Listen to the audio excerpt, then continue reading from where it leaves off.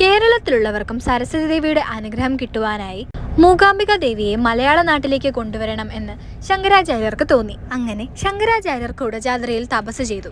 ആ തപസ്സിൽ സംതൃപ്തയായ ദേവി ശങ്കരാചാര്യരുടെ മുന്നിൽ പ്രത്യക്ഷപ്പെടുകയും എന്ത് വരമാണ് വേണ്ടത് എന്ന് ചോദിക്കുകയും ചെയ്തു. തൻ്റെ കൂടെ കേരളത്തിലേക്ക് വരണമെന്നും അവിടെ പ്രതിഷ്ഠയായിട്ടിരിക്കണമെന്നുമാണ് ശങ്കരാചാര്യർ ദേവിയോട് ചോദിച്ചത്.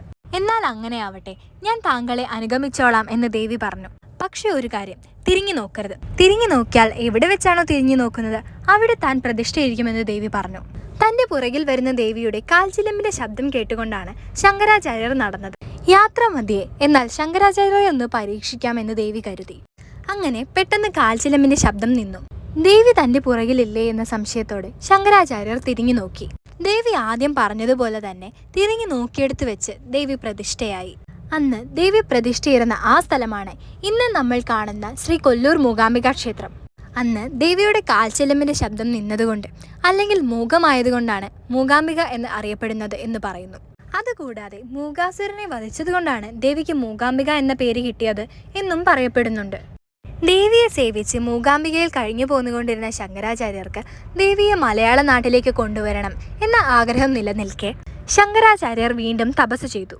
ആ തപസ്സിൽ സംപ്രീതയായ ദേവി താൻ കുറച്ചു സമയത്തേക്ക് സരസ്വതി രൂപത്തിൽ ചോറ്റാനിക്കരയിൽ കുടികൊള്ളാം എന്ന് സമ്മതിച്ചു. അതുകൊണ്ട് തന്നെ രാവിലെ നട തുറന്ന് നിർമ്മാല്യവും ഉഷപൂജയും കഴിഞ്ഞ് 5 മണി വരെ സരസ്വതി രൂപത്തിൽ മൂകാംബിക ദേവി ചോറ്റാനിക്കരയിൽ നമുക്ക് ദർശനം നൽകുന്നു. അതിനുശേഷം മൂകാംബികയിലെത്തി 5 മണിക്ക് ശേഷമാണ് മൂകാംബിക ക്ഷേത്രത്തിൽ നട തുറക്കുന്നത്.